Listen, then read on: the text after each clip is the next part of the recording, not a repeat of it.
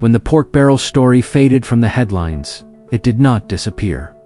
The cases were still active, the documents still filed, the process still moving. But it had entered a stage that rarely holds attention. The waiting. For most people, the story had become distant, not resolved, not forgotten, just no longer urgent. And while the legal process moved forward in silence, something else began to take shape. At first, it looked ordinary. Another weather system forming far out at sea. Another advisory. Another name added to the list of storms that come and go every year. Few people paid attention. Life continued. Markets opened, boats went out. Classes went on as scheduled. There was no sense yet of what was coming. Then, the updates changed. The storm strengthened. Its path became clearer. The warnings grew more urgent. But even then, it felt familiar. The Philippines had weathered storms before. What no one yet understood was how different this one would be. Not in rain, not in wind, but in scale. By the time it made landfall, it was no longer just a storm. It was a force, one that moved faster than forecasts, stronger than expected, and far beyond what communities were prepared for. Within hours, entire towns were changed. Homes were gone. Roads disappeared. Communication collapsed. The scale of devastation was impossible to ignore. News coverage became constant. Every channel, every hour, every update. This was no longer politics, no longer policy. This was survival. And as the country turned its full attention to the disaster, something else happened. Not intentionally, not deliberately. The questions that had filled the air just weeks before fell silent. The pork barrel cases did not end. They simply stopped being watched. This was not a conclusion. It was an interruption, and it would change everything that followed. Typhoon Yolanda was not just another disaster. It was a rupture, not only in land and buildings, but in the country's sense of scale. The destruction was unlike anything seen before. Entire communities were erased, coastlines reshaped, families separated in minutes. In the days that followed, numbers began to emerge. Thousands dead, millions displaced, whole cities without power, water, or communication. But numbers could not capture what had happened. What mattered was the feeling that the country had been overwhelmed. Survival became the priority. Food, water, shelter, medical care. Everything else, politics, investigations, debates, faded into the background. Not because they no longer mattered, but because they no longer felt immediate. The nation mobilized. Government agencies, local officials, volunteers, international aid groups. The scale of the response was unprecedented, and with it came a new focus: how to rebuild, how to recover, how to move forward. Attention shifted completely. News coverage followed rescue efforts. Updates tracked aid distribution. Stories focused on survival and loss. The public was no longer asking questions about governance. They were asking how people would endure. This shift mattered, because it changed the national conversation. Where once there had been scrutiny, there was now urgency. Where there had been investigation, there was now reconstruction. And with that shift came something subtle, a narrowing of focus. The country could only hold one crisis at a time, and Yolanda demanded everything. Even accountability was reframed. Questions were no longer about misuse of funds. They became questions of speed, of logistics, of coordination. Did aid arrive fast enough?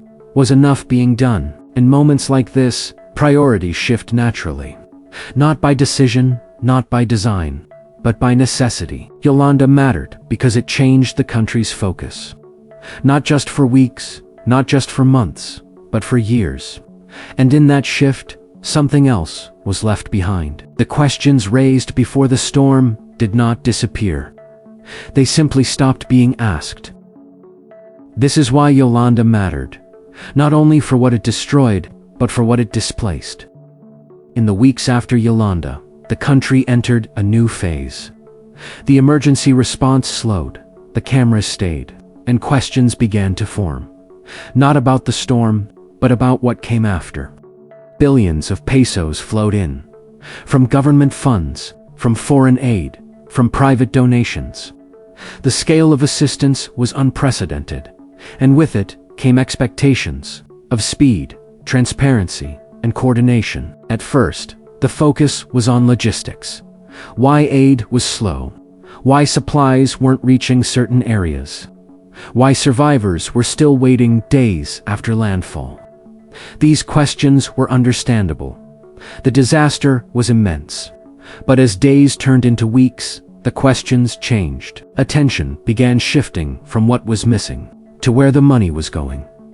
Reports emerged of delayed releases, unclear distribution, conflicting accounts of where funds had gone.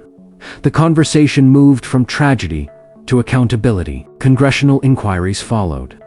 Officials were called to explain. Agencies were questioned. Reports were requested.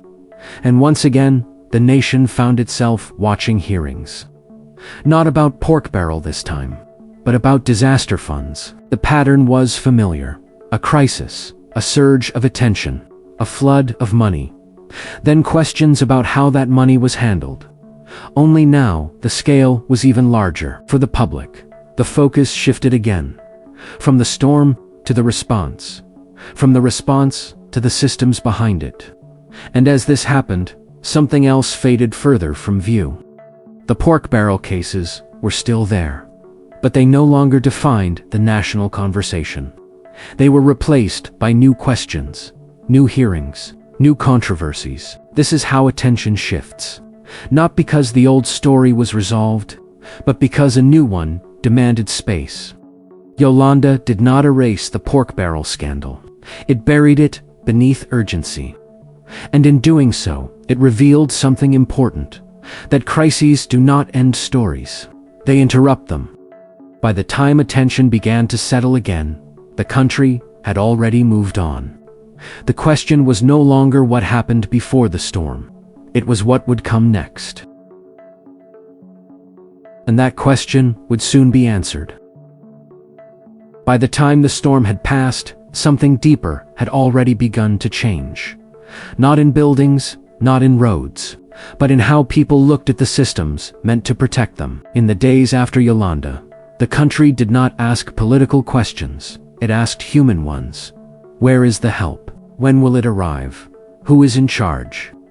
And for many, the answers were not clear. Explanations were given. Timelines were offered. Plans were outlined. Assurances were made. But on the ground, the experience felt different. Aid arrived unevenly. Communication was slow.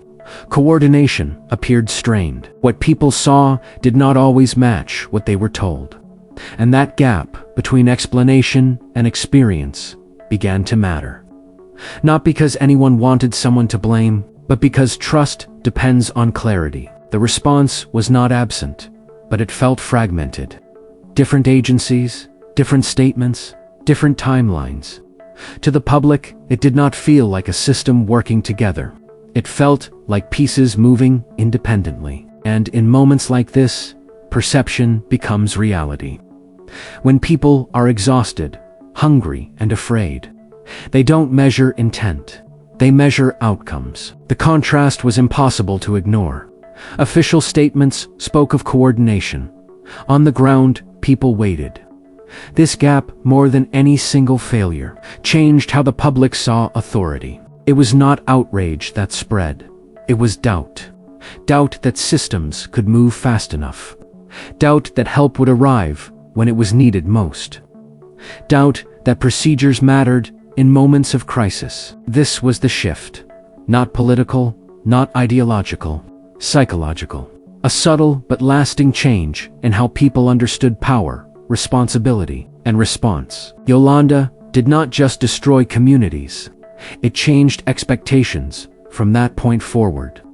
Many Filipinos no longer assumed the system would hold under pressure. They waited to see if it would, and once that trust is shaken, it does not return easily. Even when explanations are given, even when reports are released, even when time passes. This was the moment the country changed. Not because of a storm, but because of what the storm revealed. When the cameras left, the work did not end. Rebuilding takes time, recovery stretches into years, and the real consequences of disaster emerge long after the headlines fade. Relief turned into rehabilitation. Temporary shelters became semi-permanent. Emergency plans became long-term projects, and the urgency of survival slowly gave way to questions of progress. Reports were written, audits were conducted, budgets were reviewed. On paper, processes continued. But for many, clarity did not come with them. The public heard figures. They saw summaries. They listened to explanations. Yet the distance between what was reported and what was experienced remained. And that distance mattered. For those on the ground, recovery felt uneven. Some areas rebuilt quickly, others waited. Some received aid repeatedly. Others felt overlooked. The reasons were often technical, but perception is not built on technicalities. As time passed, reports began to raise questions. Not accusations, not conclusions, but inconsistencies, delays, gaps that were difficult to explain simply. For many Filipinos, this was the turning point. Not because they believed wrongdoing had occurred, but because they no longer knew what to believe. The issue was no longer about money. It was about confidence. Confidence that systems could track massive resources. Confidence that accountability could keep pace with scale. Confidence that explanations reflected reality. And when that confidence weakens, something subtle happens. People stop expecting closure. They stop waiting for answers. They move on, not because they are satisfied, but because they are tired. Yolanda did not end in outrage. It ended in exhaustion. A quiet understanding that some questions would remain unresolved. And in that exhaustion, something important changed. The public's relationship with institutions, with explanations, with promises. The storm had passed, but the doubt it left behind did not. And that doubt would shape everything that came next. When Yolanda faded from the headlines, it did not leave closure behind. It left something quieter, a shift in how people understood the country they lived in. Life resumed. Work continued. Cities rebuilt. Conversations moved on. But the sense of certainty that existed before the storm did not return with it. What Yolanda left behind was not anger.